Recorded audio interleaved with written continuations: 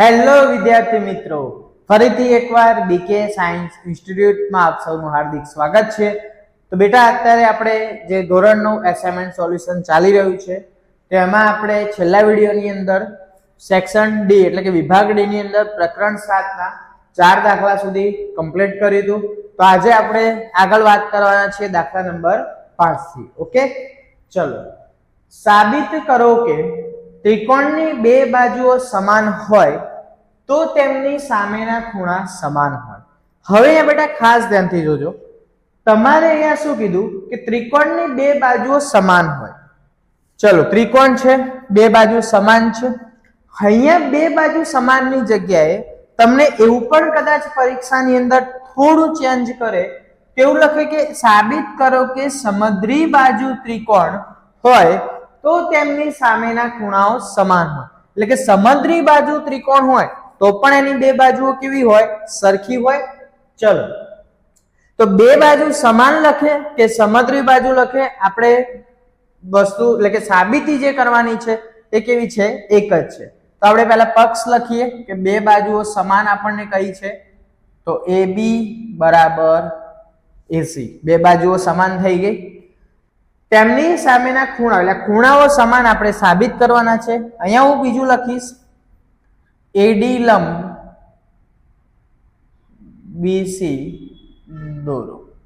Okay, ચલો સાધ્યની અંદર તો આપણે જે સાબિત કરવાનું છે ખૂણો B બરાબર ખૂણો C। ઓકે, ચલો શરૂઆત કરીએ। હવે આપણે AD લંબ દોર્યો BC ઉપર, તો એના લીધે જુઓ 1 અને 2 બે ત્રિકોણ થયા। તો બંને ત્રિકોણને હું એકરૂપ સાબિત કરી દઈશ તો એમના અંતર્ગત ખૂણા એટલે કે એના જે ખૂણા હશે બંનેના એ પણ કેવા હશે? સરખા હશે।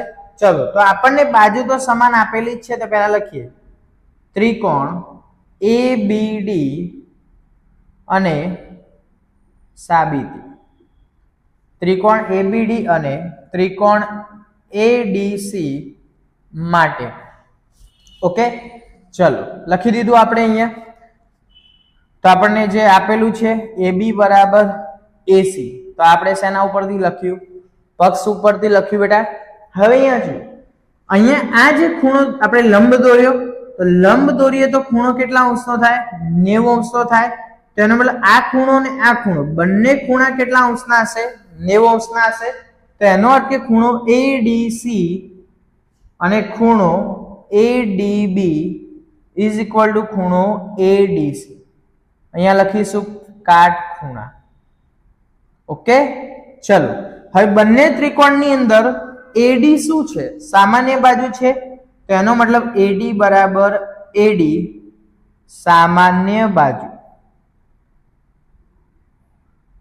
ઓકે, ચલો તો જુઓ હવે અહીંયા શરત કઈ લાગશે? અત્યાર સુધી આપણે જે બધા પ્રમેય ગણ્યા એટલે કે પ્રમેય આપણે સાબિત કર્યા એની અંદર આપણે ખુ બા બા બા બાખુ બા ખુ બા એ બધી શરતનો ઉપયોગ કર્યો હતો। અહીંયા જો કાટકોણ બને છે તો આ કાટખૂણો છે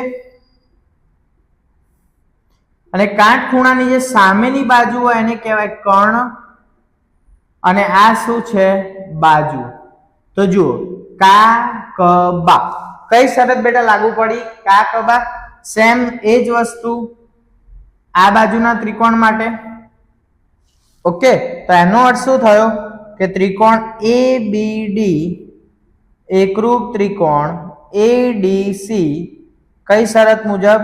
કાકબા શરત મુજબ। ચલો, તેથી હવે આપણે જાણીએ છીએ કે ત્રિકોણ એકરૂપ છે તેના અંતર્ગત ખૂણાઓ પણ કેવા હોય? સમાન હોય। તેથી ખૂણો B બરાબર ખૂણો C બાય 50-60 આ વસ્તુ અહીંયા બેટા સાબિત થઈ। ઓકે,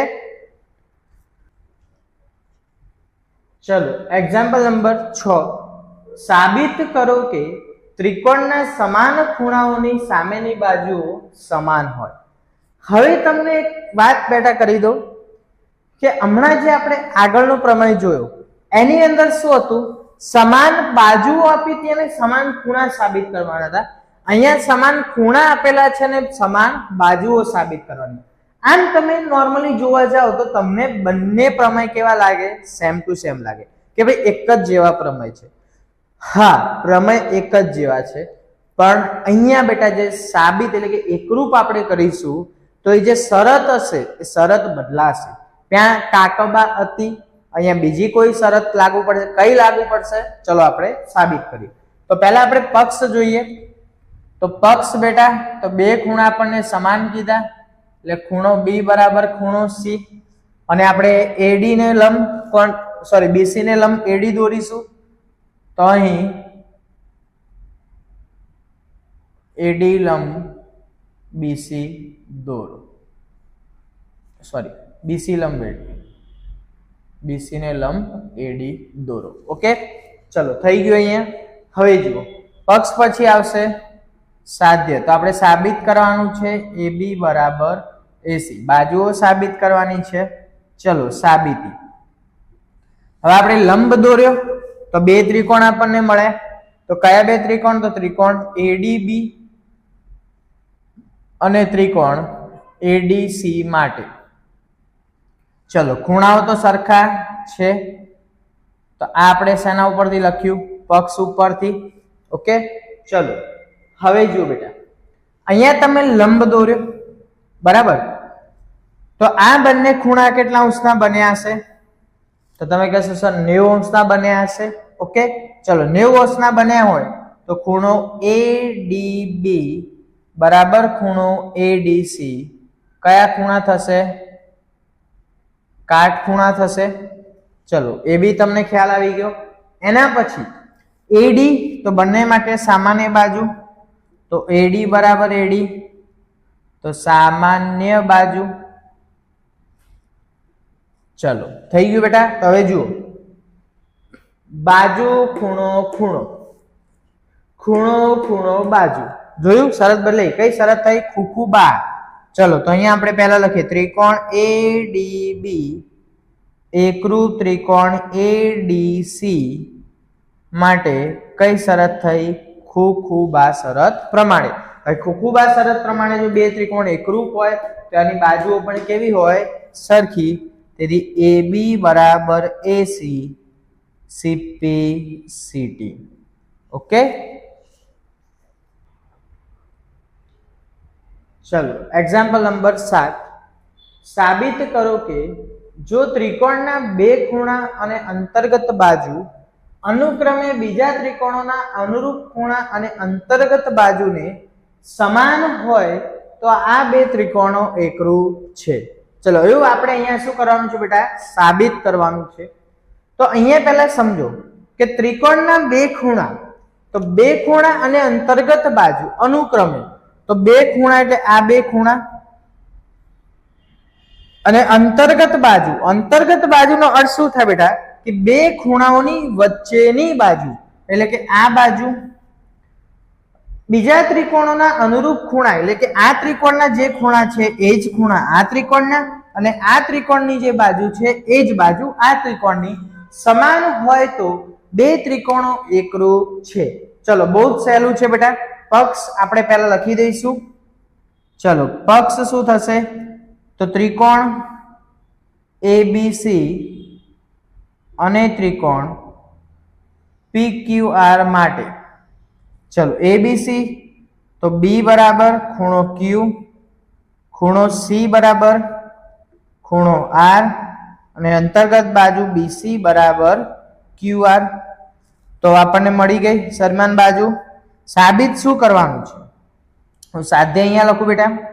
ચલો આપણે સાબિત કરવાનું છે બંને ત્રિકોણ, એટલે કે ત્રિકોણ ABC એકરૂપ ત્રિકોણ PQR. બંને ત્રિકોણને આપણે કેવા સાબિત કરીશું? એકરૂપ સાબિત કરીશું. ચલો પક્ષ સાધ્ય પછી શું આવે બેટા? સાબિતી આવશે. ચલો સાબિતી માટે ખાસ ધ્યાનથી જુઓ. ચલો સાબિતી તો કશું જ નથી કરવાનું, જ્યાં પક્ષ છે એઝ ઇટ ઇઝ આવી જશે. ચલો તો ખૂણો પહેલા લખી દઈએ. ત્રિકોણ ABC અને ત્રિકોણ PQR માટે. બહુ જ સહેલું છે બેટા. જોજો જે આપણે પક્ષ લખ્યું એ જ આપણે સાબિતીમાં યુઝ કરીશું. ચલો ખૂણો B બરાબર ખૂણો Q, ખૂણો C બરાબર ખૂણો R, અને બાજુ કઈ આવશે બેટા? BC બરાબર QR. અહીંયા ખૂણો નહીં આવે, બાજુ છે એટલા માટે. ચલો અહીંયા શું લખી દઈશું? પક્ષ. અહીંયા આપણે લખી દઈએ ખૂણા, એટલે કે ખૂણો, ખૂણો અને બાજુ. ચલો હવે જુઓ તો ખૂણો, ખૂણો, બાજુ. તો જુઓ હવે આકૃતિમાં જોઈને આપણે શરત લગાડવાની, ડાયરેક્ટ નહીં ખૂખુબા કરી નાખવાનું. આકૃતિમાં જુઓ ખૂણો, બાજુ અને ખૂણો. તો ખૂ બા ખૂ. તો પહેલા આપણે લખીએ ત્રિકોણ ABC, એકરૂપ ત્રિકોણ PQR. કઈ શરત? તો ખૂ બા ખૂ શરત મુજબ કેવા થશે? એકરૂપ ત્રિકોણ. ઓકે, તો અહીંયા બેટા સેક્શન ડી ની અંદર પ્રકરણ નંબર 7 કમ્પ્લીટ થાય છે. બીજી એક ખાસ વાત કહી દઉં તમને કે હવે આપણે ધોરણ 9 નું વિજ્ઞાનનું પણ એસાઇનમેન્ટ સોલ્યુશન મૂકવા જઈ રહ્યા છીએ. એટલે ચેનલ સબસ્ક્રાઇબ ના કરી હોય તો ચોક્કસથી સબસ્ક્રાઇબ કરી દો કે જેથી વિજ્ઞાનના બધા જ વિડીયો તમને મળતા રહે. ઓકે, એની અંદર આપણે પ્રશ્નના જવાબ સમજાવીશું અને કેવી રીતે લખવાના, લખીશું, એ બધું જ આપણે વિડીયોની અંદર કવર કરીશું. Okay, thank you.